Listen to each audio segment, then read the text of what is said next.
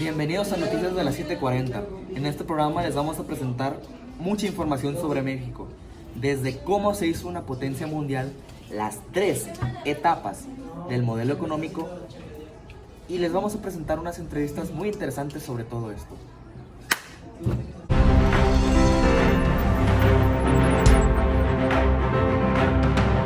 La Segunda Guerra Mundial comenzó en 1939. Esta lucha estaba compuesta por dos bandos, entre ellos estaba Alemania, Italia y Japón, contra los países aliados, los cuales eran Estados Unidos, Francia, Reino Unido y la Unión Soviética.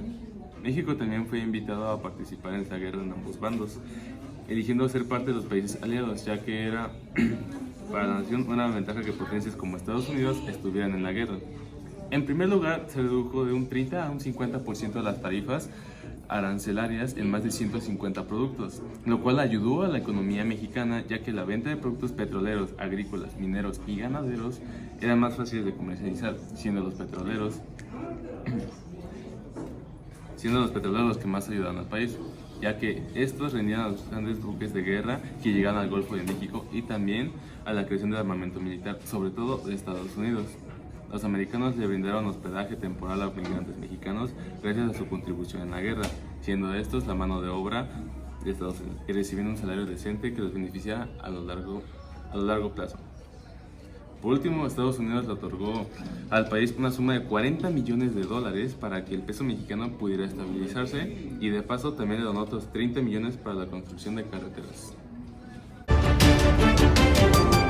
Las 3 etapas que comprendieron el modelo de crecimiento económico hacia adentro de 1940 a 1982 fueron: primera etapa, de 1940 a 1954, crecimiento con inflación. Hubo un aumento que favorece al pueblo mexicano en cuanto a la industria de transformación se refiere, pero al mismo tiempo con la inflación evitaba que se fortaleciera el crecimiento en la nación. Sin embargo, esto fue resuelto por Ruiz Cortines, dando inicio a lo que hoy conocemos como Milagro Mexicano. La segunda etapa fue de 1955 a 1970, que fue conocido como desarrollo estabilizador. El Milagro Mexicano logró que después de muchas décadas de crecimiento de producción se mantuviera sólido y había bajas tasas de inflación. Y por último tenemos la tercera etapa, que fue de 1970 a 1988, que comprendió el agotamiento y crisis. El gobierno ya no podía mantener de pie los regímenes que había puesto después de la Segunda Guerra Mundial, lo cual provocó una crisis económica, política y social que duró por muchos años. Los acuerdos para la apertura comercial de México en el contexto de globalización. GATT, que traducido del inglés sería Acuerdo General sobre Comercio y Aranceles, fue de los primeros acuerdos que firmó México durante el sexenio de Miguel de la Madrid de 1986. Esto con la finalidad de reducir los aranceles y eliminar la discriminación en cuanto a lo comercial se refiere. TLCAN, o Tratado de Libre Comercio de América del Norte, fue firmado durante el sexenio de Carlos Salinas de Gortari en 1992, con la finalidad de eliminar todo tipo de barreras que afecten el comercio entre los países de Estados Unidos, Canadá y México.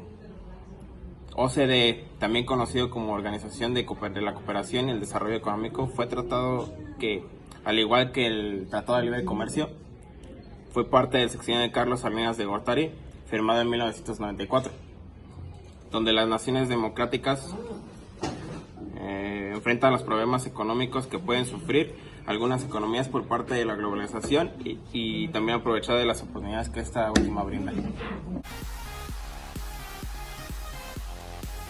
En este programa tenemos a un invitado especial, el maestro Víctor Moyes, y le queremos hacer unas preguntas.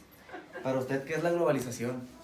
La globalización es un proceso económico y cultural en donde, en esencia, bienes y servicios y medios de producción rompen las barreras económicas o gestoras de cada país y pueden hacer cosas. Es decir, la globalización lo que se trata es de que si un elemento tecnológico se genera en China, se fabrica en México y se vende en Estados Unidos. De principio es eso.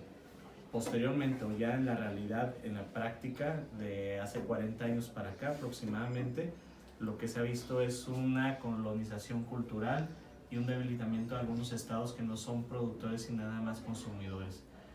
Ha traído pobreza, ha traído contaminación, ha traído algunos otros elementos negativos.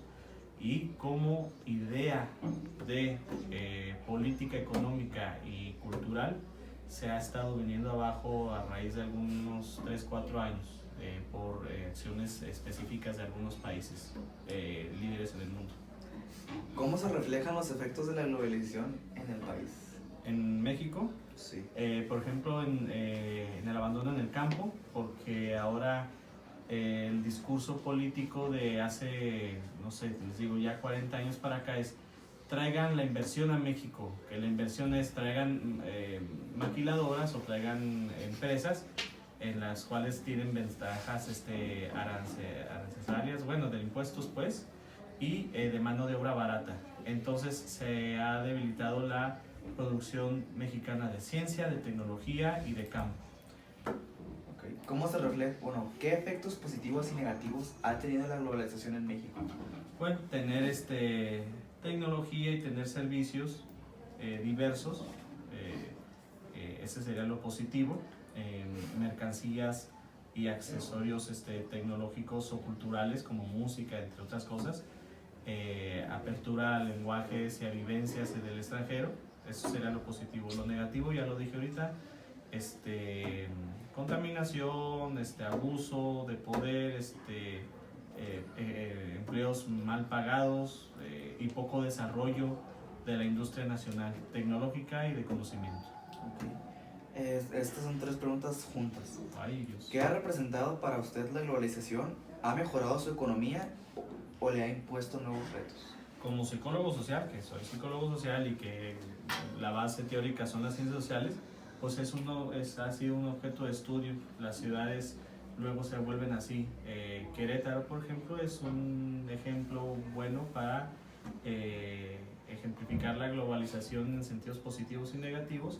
Y junto con la globalización, otro concepto que se llama neoliberalismo, que van de la par juntos, que es el debilitamiento del Estado como Estado productor y como Estado benefactor, y una apertura al mercado no regulado. Entonces, Querétaro, por ejemplo, se ejemplifica así, mucha industria, por ejemplo en el Marqués hay un montón de parques industriales, pero la gente ha dejado de sembrar.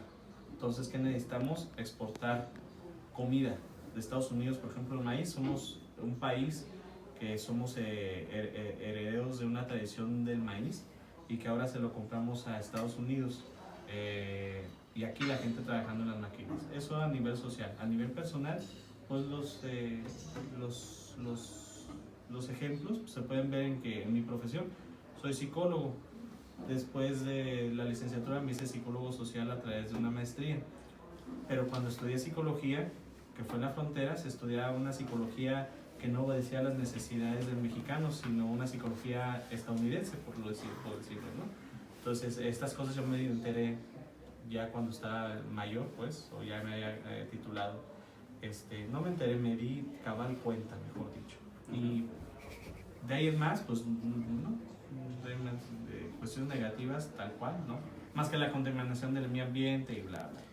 ¿Piensa que la globalización ha ayudado a eliminar o a resolver los problemas de pobreza extrema del país? No, al contrario, los ha aumentado. ¿Por qué?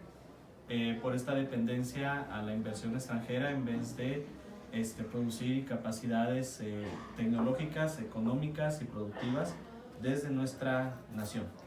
Entonces, ya no sembramos, les compramos a los gringos porque ellos sí siembran y venden. Ya no generamos industria porque vienen los inversores japoneses, alemanes y se ha alimentado el mito cultural de que los mexicanos no somos capaces. Claro que lo somos, pero está un poder económico y político que no deja que los mexicanos solos armen industrias, generen campo, generen nuestra propia tecnología y conocimiento. Entonces, desde ahí. Así no se elimina la pobreza de ninguna forma. La pobreza se elimina generando riqueza desde la propia nación. Muchísimas gracias, No hay que. fue un honor. Finalmente es agua. Tú me dices, una, dos, tres. Bueno, estamos aquí en otra ubicación con un gran invitado. Tenemos al maestro Geomar César Cerón. Geomar, quisiéramos hacerle un cuestionario. Adelante. Para usted, ¿qué es la globalización? Es un proceso por el cual todas las naciones del mundo intercambian bienes, servicios y tecnologías. Ok. ¿Cómo se reflejan los efectos de la globalización en el país? Con todas las importaciones y exportaciones que podemos hacer a nuestros países aliados y creo que también con todas las tecnologías que entran nuevas al país. Perfecto. ¿Qué aspectos positivos o negativos consideras que la globalización ha traído a nuestro país? Positivos, bueno, tenemos más oferta, entonces podemos escoger más productos de una variedad de artículos. Y desventajas o problemas, pues ha sido algo muy drástico, ¿no? En algún momento creo que no lo hemos sabido diferenciar y nos ha consumido incluso cultura. Creo que en algún momento el mexicano quiere aspirar a ser de otro país y se le olvida que México es muy rico culturalmente. ¿Qué ha representado para usted la globalización? O sea,